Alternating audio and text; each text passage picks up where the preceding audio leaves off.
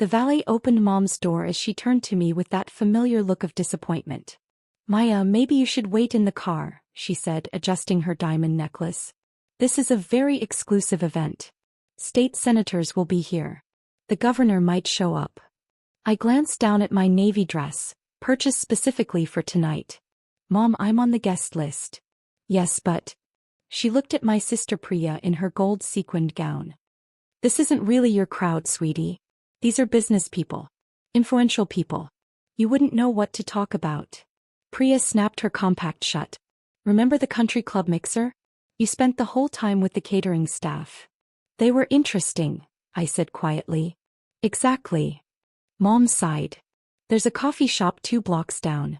Grab a latte and we'll text when we're ready to leave." Dad cleared his throat. "Maya did get an invitation, Sheila. An invitation anyone can buy, Robert. They sent thousands hoping for donations. Maya's a dental hygienist. Does she really fit in with venture capitalists and tech executives?" The valet looked uncomfortable. Cars were lining up behind us. "I'll be fine," I said, opening my door. Mom's hand gripped my wrist. "Please. Priya just made junior partner. She needs connections tonight. I need you not to draw attention. Can you do that for your sister?" Priya was already out, smoothing her dress. "It's fine, Mom. Maya can sit at our table and smile. Just don't mention you clean teeth. Say you're in healthcare." "I am in healthcare. You clean teeth, Maya. There's a difference." Priya's voice was matter-of-fact, not cruel. Mom squeezed my wrist. 2 hours. Give us 2 hours to make our rounds. Please, honey. This is important for Priya's career." I looked at Mom's pleading eyes, at Priya already networking near the entrance, at Dad who wouldn't meet my gaze. "Hey," I said. Mom's relief was palpable. "Thank you. You're a good sister." He pressed 2 20s into my palm. "Get something nice." I watched them disappear into the ballroom, Mom's arm linked with Priya's, already laughing with someone in a tuxedo. Dad trailing behind. I walked to Moonbeam Cafe 2 blocks away. The owner, Patricia, looked up and smiled. "Maya. The gala's tonight. Are you speaking?" "Keynote," I confirmed. "Got some time first." "Your family doesn't know yet, do they?" Patricia had known me since college when I worked 3 jobs sending money home for Priya's law school. "Mom thinks I should wait in the car." Patricia shook her head. "Maya Patel. Youngest self-made venture capitalist in the state. $43 million portfolio. Keynote speaker. And your mother thinks you should wait in the car. She's protecting Priya's reputation. By hiding the daughter donating $500,000 tonight?" Patricia handed me coffee. "Why haven't you told them?" "When I left dental hygiene school for venture capital, Dad said I was throwing my life away. Mom cried for 3 days. Priya told everyone I'd had a breakdown." I sipped the coffee. "I wanted them to love me for who I was, not what I'd achieved." "And they told you to wait in the car?" "Yeah." Patricia squeezed my hand. "Show them who you really are, Maya. Not for revenge, because they should know." The ballroom sparkled with crystal chandeliers and important people. I spotted my family at a front table. Mom networking aggressively, Priya taking selfies with a state legislator, Dad nursing a drink alone. I found the event coordinator backstage. "Maya. Thank God. Governor's stuck in traffic, but he'll be here before your speech." "Ready. Ready. Your intro slides are perfect. The Community Center Women's Tech Initiative Scholarship Fund. Visual impact is incredible." He paused. "Sure you don't want us to announce you as Dr. Patel? You finished your doctorate last year." "Just Maya Patel is fine. Humble as always. You're on in 30 minutes." I watched the monitor from the green room. Mom had moved tables, networking intensely. Priya was on her phone. Dad sat alone, looking uncomfortable. Governor Richardson knocked and entered. "Maya. Ready to make these people cry with generosity?" "That's the plan, Governor." "Good. The literacy program is fully funded thanks to you, but the Rural Healthcare Initiative needs another $2 million. He straightened his tie. "Your family here? I'd love to meet them. They're in the audience." "Excellent. We'll embarrass you properly during the introduction." He winked. The ballroom quieted as the governor took the stage. I watched from the wings. "Tonight's keynote speaker is someone very special," he began. 6 years ago, she walked away from a traditional career to pursue something risky: venture capital focused on underserved communities and women-led businesses. People told her she was crazy, that she'd fail. On the monitor, Mom gave polite attention, not really listening. Priya was texting. Instead, she built one of the most successful VC firms in the region.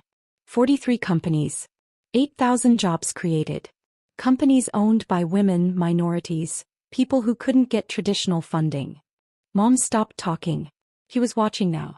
She's endowed a full-ride scholarship at State University. Funded 3 community health centers. Donated over $12 million to charitable causes in 5 years. Priya's phone was down. She stared at the stage, then at the screen where my photo appeared. Tonight, she's donating $500,000 to our rural healthcare initiative, the single largest individual contribution ever received. Dad's glass slipped, but he caught it. Ladies and gentlemen, Maya Patel. The applause was thunderous. I walked on stage, shook the governor's hand, and looked out at 500 faces. Found my parents' table. Mom was pale. Priya's mouth hung open. Dad had tears streaming down his face.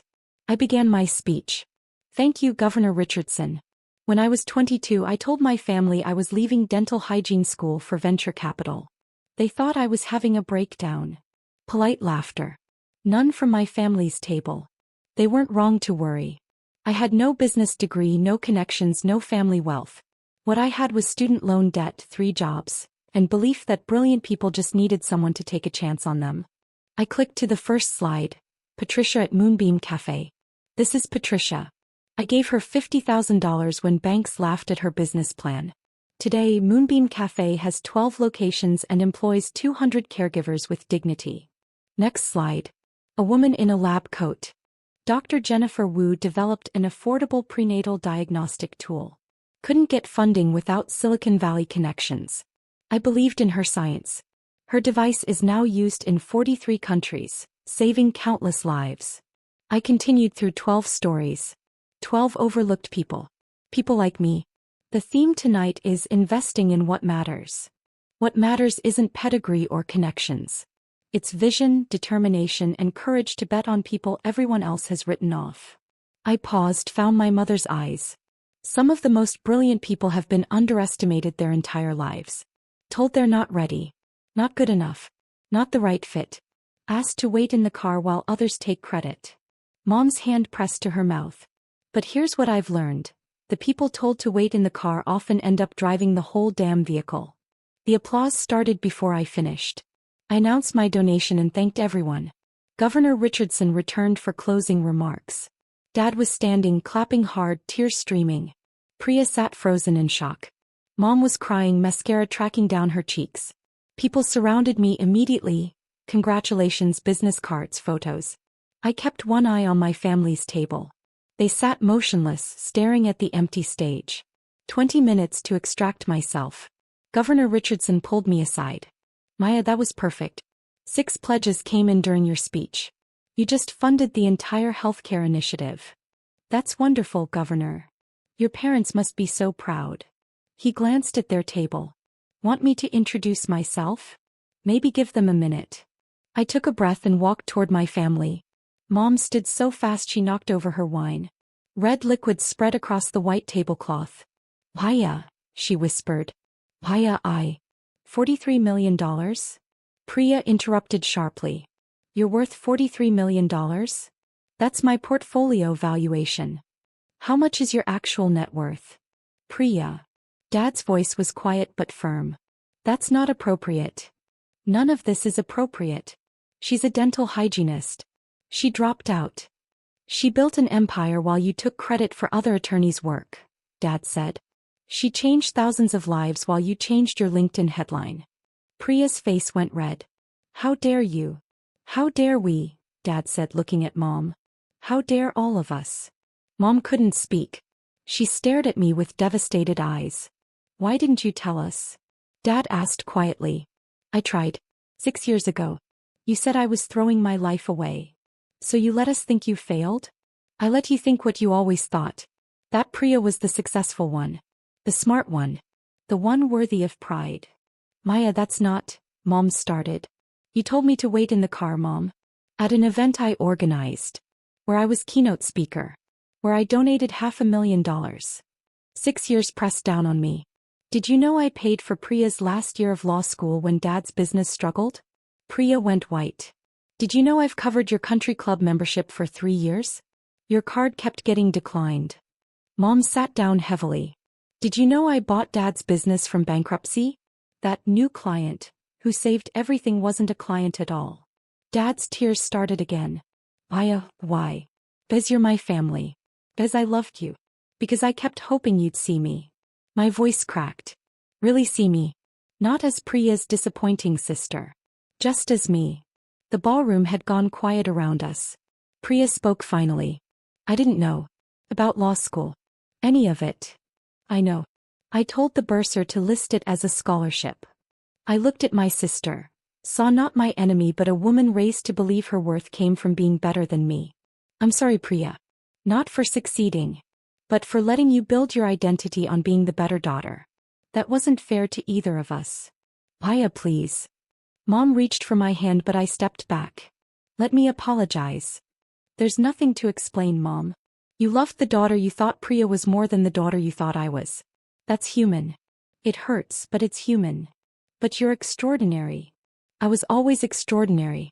You just couldn't see it because it didn't look how you expected. Governor Richardson approached with a photographer. Why? Family photo for the newsletter. The irony cut deep. Actually, Governor, I'd prefer a photo with Patricia and my other portfolio founders. They're the real story tonight. His eyes flicked between us, understanding. Of course. We'll find Patricia. I turned back to my parents. I need to go. There are donors waiting. Aya, wait. Dad grabbed my arm. Let us make this right. How? How do you make 6 years right? We'll tell everyone, Priya said suddenly. About you. About what you've done. I'll post about it. Is what, Priya? Finally successful enough to acknowledge. I shook my head. I don't need you to tell people about my success. I need you to love me when I'm not successful. That's what family means. Mom cried harder. We do love you. We always loved you. Maybe. But you didn't like me. And you definitely didn't respect me. I picked up my clutch. I have to go. When can we see you again? Dad asked desperately. I don't know. I need time to figure out what relationship looks like with people who told me to wait in the car at my own event. I walked away. Heard Mom's sob. Felt Priya's stare. Saw Dad sink into his chair. The rest of the evening blurred. More donors, photos, congratulations. My family left early. Dad's arm around Mom. Priya ahead, phone pressed to her ear. 3 days later my assistant buzzed. Waya? Your father is here. No appointment but he says it's important. I stared at my screen. Send him in. Dad looked aged 5 years. Wrinkled suit. Red eyes. Waya? He stopped inside the door. Thank you for seeing me. What brings you to Seattle? You do. I needed to say things I should have said years ago. I waited. I'm proud of you. So proud I can barely breathe. And I'm devastated by how badly I failed you. Dad. No, let me finish. When you told us about venture capital I was terrified. Not because I didn't believe in you but because I knew how hard the world is. I'd spent my life being mediocre at business. I couldn't imagine my daughter succeeding where I struggled. So you discouraged me. So I failed you. I projected my limitations onto you. When Priya seemed on a traditional path I invested my pride in the wrong place. Not because she was better but because her success was easier to understand. Easier to explain at the club. The club I've been paying for. He flinched. Yes. He pulled out an envelope. This is a check for every dollar you spent on us. I sold the boat. I'm selling the club membership. We're downsizing. Dad, I don't want your money. I know. But I need you to take it. I need to start from a place where I don't owe you. Where my pride isn't tangled with guilt and debt. I looked at the envelope but didn't take it. What does Mom say? Your mother is devastated. She's written 17 letters and thrown them all away. She's called your number 100 times and hung up. She's ashamed, Maya. Deeply ashamed. And Priya? Angry. At us mostly. She found out half her connections. The firm interview, the developer client, the bar conference. We facilitated those. We pulled strings. Meanwhile, you built everything yourself and we treated you like a failure. I didn't build everything myself. Stop, Dad interrupted gently. Stop minimizing your success to make us feel better. That's what you've always done. Protected our egos. Made yourself smaller so we could feel bigger. That ends now.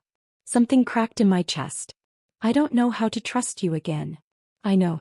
I'm not asking you to. Not yet. He stood.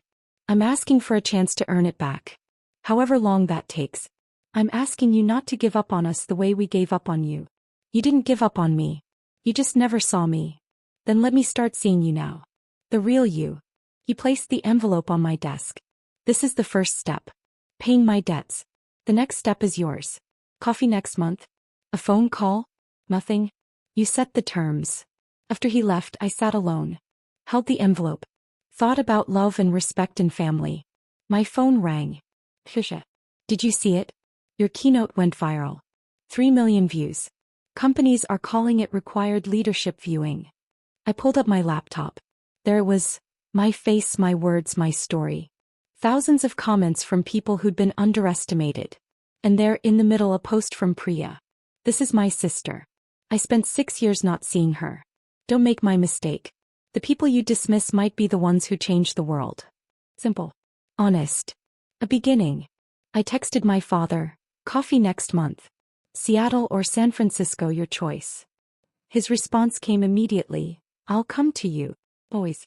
From now on, I'll come to you. I looked at the envelope. The check I'd probably never cash. The gesture that mattered anyway. Then I opened my laptop and started drafting an email to Mom. Not forgiveness, not yet. But perhaps the start of something new. Something built on who I actually was. Outside my window, Seattle sparkled. Somewhere in that city were dozens of companies I'd funded. Hundreds of employees. Thousands of lives touched. And somewhere in San Francisco, my family was beginning to understand that the daughter they'd told to wait in the car had been driving the whole time. I started typing. Dear Mom.